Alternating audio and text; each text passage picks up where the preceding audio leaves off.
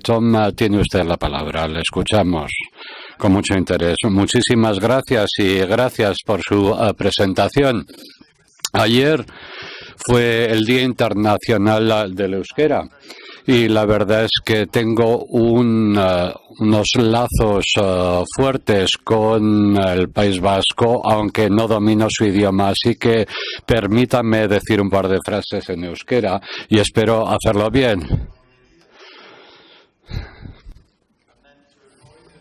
Y luego, para evitar cualquier incidente diplomático, me gustaría añadir en español lo siguiente.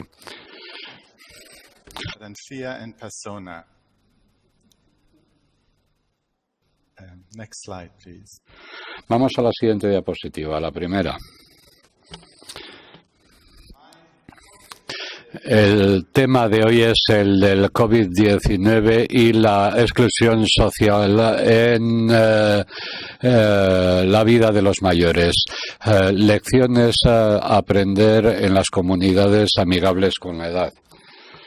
Me gustaría repasar o cubrir tres temas diferentes a lo largo de los próximos 15 o 20 minutos que se me han otorgado. En primer lugar, vamos a hablar de cómo comprendemos la idea de la exclusión social, sobre todo en la etapa más tardía de la vida. Y luego nos vamos a centrar en cuestiones relativas a la exclusión social y el COVID-19, centrándonos sobre todo en la evidencia de la exclusión que afecta a las personas mayores a lo largo del curso de la pandemia, y mis últimas reflexiones tienen que ver con las lecciones que pueden aprender las comunidades amigables con la edad, es decir, cómo deberían responder las comunidades a los riesgos de exclusión en la época más tardía de la vida. Y espero que esto nos lleve a un debate y que enlace con lo que el doctor Philipson ha dicho respecto al papel de las desigualdades en relación con la COVID-19 y la respuesta a la misma, a dicha pandemia. Así que, ¿cómo comprendemos nosotros, cómo entendemos la exclusión social? Bueno, la investigación en los últimos 20 años más o menos ha identificado la exclusión como un fenómeno multidimensional, como algo que tiene unas características de carácter dinámico y solo podemos pensar en exclusión en relación con otros grupos y otros individuos de la sociedad, y que la exclusión también implica pues un cierto grado de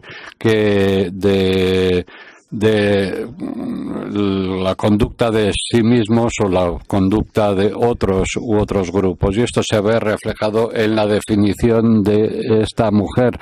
en donde dice que la exclusión es un proceso multidimensional, una especie de ruptura progresiva que desata a las personas de sus relaciones sociales y las instituciones y que les evita poder participar en las actividades normales de la sociedad en la que viven. Esto es una idea de la doctora Silver, y yo creo que esta idea de alguna manera es importante en esta era del COVID, cuando mucha gente, no solamente los mayores, se han visto despegados de su participación en lo que consideraríamos como una serie de experiencias normales a lo largo de su vida cotidiana. Vamos a la siguiente diapositiva, por favor. Y mientras que Chris Philipson y yo hemos hecho trabajo sobre exclusión social en los últimos 20 años, he de decir que no ha sido hasta los últimos años cuando realmente hemos podido ver experiencias de exclusión social, características de la exclusión en toda una serie de entornos de la sociedad, en diferentes sectores. Y hemos visto un trabajo, hemos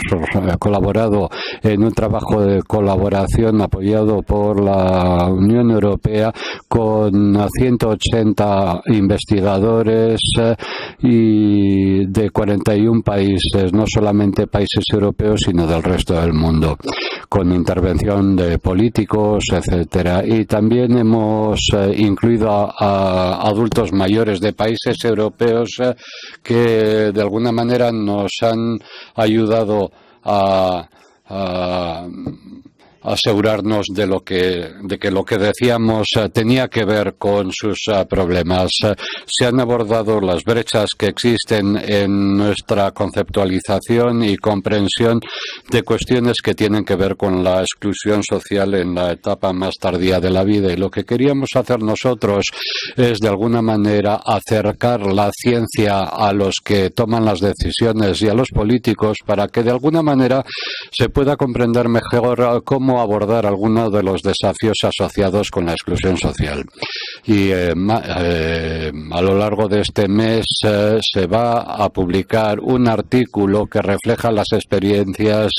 de esta red de investigadores y el trabajo que han realizado junto con personas que deciden sobre políticas. ¿Cuáles son algunas de las características claves de la exclusión en la edad más tardía comparado con otras etapas de la vida y la exclusión en estas etapas más tempranas? Bien, esto nos lleva a los estudios de los últimos 10 o 15 años. Sabemos que la exclusión es multidimensional, implica cosas como la pobreza, la soledad, la exclusión de las actividades cívicas, pero sabemos que hay diferentes tipos de exclusión que pueden ser más prevalentes según envejece la gente, pero en algunas sociedades el riesgo de sufrir pobreza incrementa de forma exponencial en estas etapas más tardías de la vida. Pero sabemos que algunas personas llegan a esta edad experimentando algún tipo de exclusión de carácter crónico y que se ha ido abordando a lo largo de que han visto experimentado a lo largo de su vida, pero con un empeoramiento, y las diferentes formas de exclusión que experimentan pueden de alguna manera combinarse para llevar o llegar a unas situaciones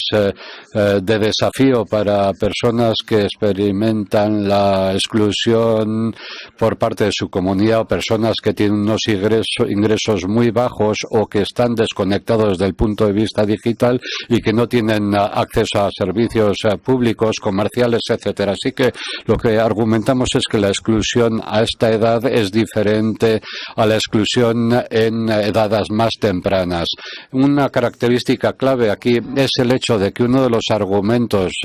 que se esgrimen cuando se habla de la pobreza y de la reducción de la pobreza, que es una característica clave de la exclusión social, es que la gente joven tiene más oportunidades de escapar a la pobreza a través de la participación en el mercado laboral. Pero este no es el caso de las personas mayores que no tienen acceso a la participación en el mercado laboral y que de alguna manera no pueden salirse de la pobreza. Y lo mismo se podría decir pues de otras formas de problemas, la soledad, el aislamiento, la exclusión digital. Y aquí la sociedad debería intervenir para ayudar a las personas, este tipo de personas, para que no se sientan tan excluidas. Lo que sabemos es que en donde los diferentes tipos, en donde vemos, cuando hay diferentes tipos de exclusión,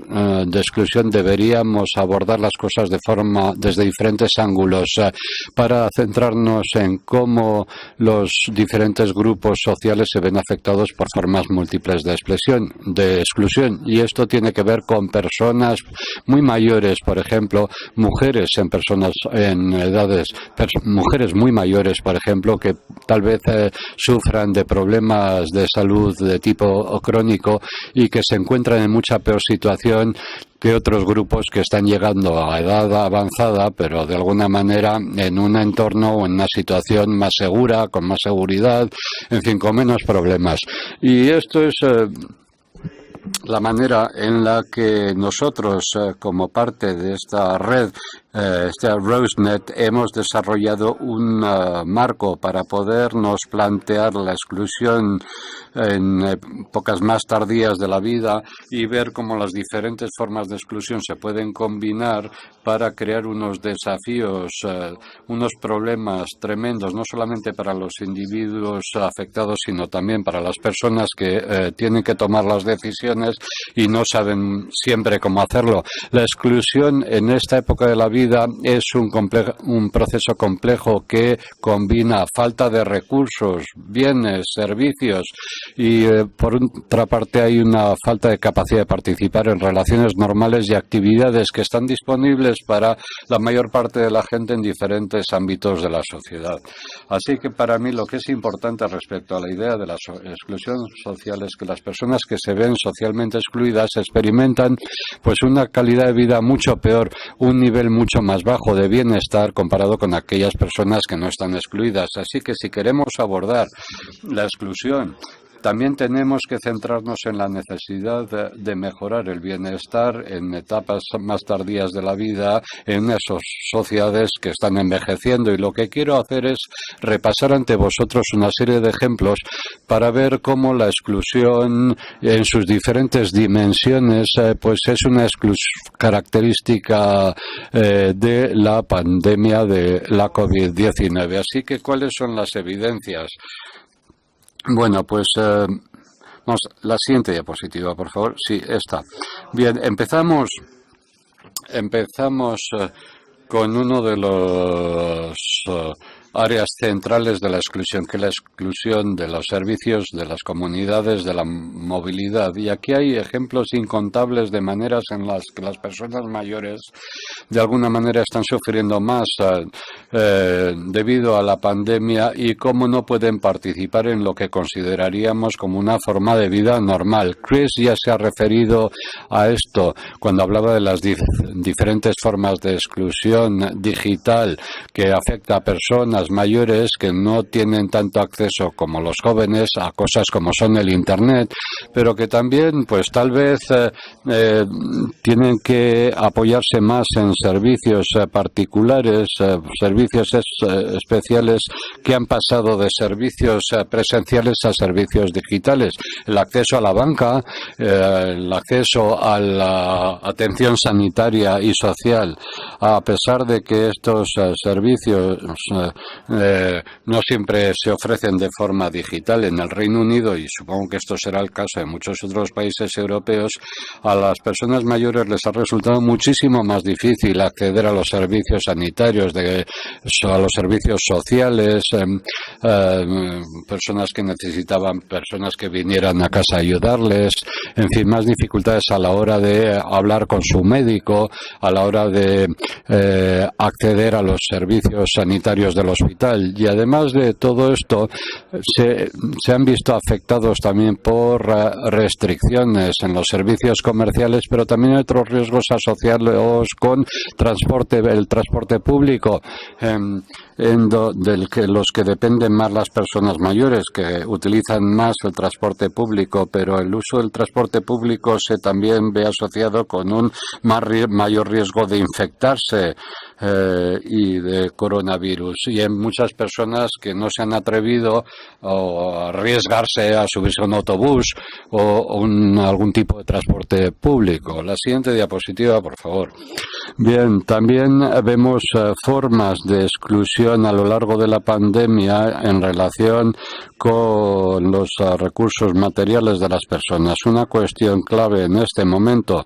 pero que también va a afectarnos en el futuro, es el impacto de la COVID-19 en el mercado laboral, en el mercado de trabajo. Vemos que se habla mucho de cómo la gente mayor se está viendo afectada, pero también existe una mayor evidencia que nos dice que muchas personas mayores de 50 años o más se están viendo separados del mercado laboral, y sabemos que estos grupos de personas van a tener dificultades en el futuro para poder regresar al mercado de trabajo, con lo cual tenemos que pensar en la necesidad de introducir unas políticas de mercado laboral activo para poder ayudar a estas personas a encontrar un trabajo para que se puedan mantener. Algunas personas mayores se están viendo afectadas por un mayor riesgo de pobreza en términos de su incapacidad a la hora de acceder a los diferentes recursos o aquellos apoyos que se ofrecen a los miembros más jóvenes de las familias a lo largo de la pandemia, y de alguna manera parece que sus necesidades son secundarias frente a las necesidades de generaciones más jóvenes. Y hay muchos informes en este momento, sobre todo en el Reino Unido y en los Estados Unidos y también en otros países, que hablan de aquellas personas que en este momento están de alguna manera renunciando a comprar ciertas cosas necesarias. Vemos, por ejemplo, una malnutrición, no se están alimentando bien, no tienen dinero para comprar, y esto nos habla de la precariedad de los recursos de muchas personas mayores. Vamos a la siguiente diapositiva, por favor. Se le ha prestado mucha atención a lo que llamamos exclusión de las relaciones sociales, y esto afecta al impacto de la COVID y las restricciones que se derivan de ahí y que afectan las interacciones sociales de las personas. Sabemos que la soledad ha sido un desafío tremendo para unos grupos importantes de personas mayores, especialmente para las personas mayores y sus familias, las personas mayores y las residencias en las que están. Pero al mismo tiempo es importante reconocer que no queremos utilizar esto como una manera de estigmatizarles incluso mal. En el Reino Unido vemos que los grupos más jóvenes están en este momento sufriendo soledad, y a veces más que los mayores, pero la soledad es una condición devastadora, sea a la edad que sea, cuando golpea la soledad, con lo cual necesitamos respuestas por parte de la comunidad para poder reducir los riesgos de la soledad a lo largo de la vida, sobre todo en etapas más avanzadas. Una característica clave de la exclusión es la dimensión sociocultural, y esto nos habla de la discriminación por viejismo, por edadismo, que se ha convertido en una característica clave de la pandemia, y hemos trabajado sobre la imagen negativa y el lenguaje negativo que se utiliza en el discurso público, y supongo que esto es una característica que no solamente se ve o aflora en el Reino Unido, ¿no? La exclusión no solamente tiene que ver con la exclusión de la comunidad, sino que el sentimiento que tienen sobre la zona en la que viven, en la que envejece, en las desigualdades, cómo la gente vive en diferentes tipos de casas, en diferentes tipos de comunidades, y esto afecta a sus vidas. Hay una gran diferencia entre personas que viven en zonas relativamente verdes, con acceso a buenos espacios públicos agradables, frente a personas que viven en bloques de apartamentos con muy poco acceso a un buen espacio público, zonas verdes, etcétera, etcétera. Muchas diferencias. Y el área final, y otro área de exclusión, que es el de la participación cívica, es decir, no tienen posibilidad de participar en actividades,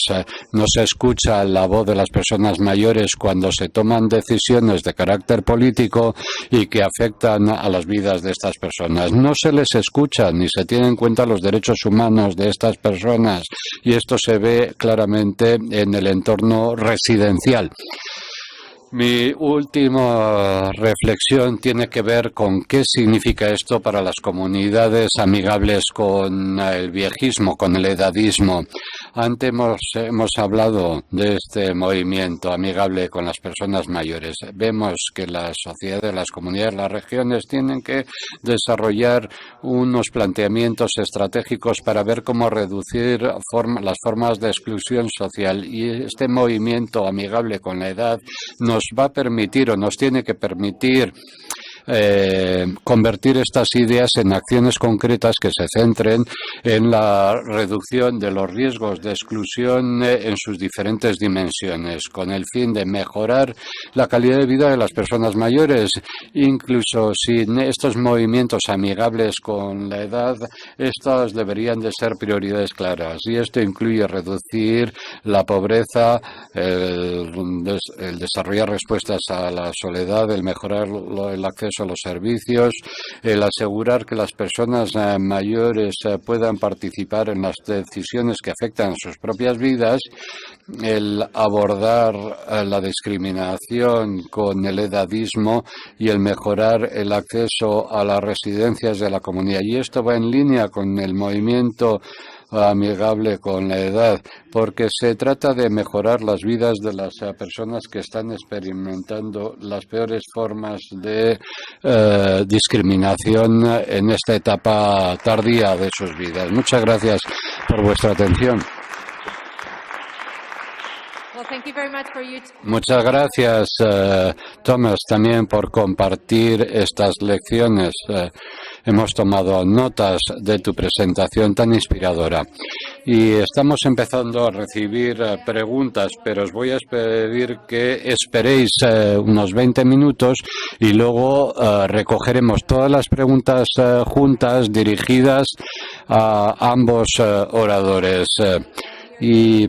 ahora vamos a darle la palabra a Paul McGarry. No sé si estás todavía ahí. Bienvenido a la conferencia. Hola, ahora te vemos bien. Estamos deseosos de oír tu presentación respecto a cómo estáis respondiendo a esta crisis que nos afecta en la comunidad amigable con los mayores de Manchester.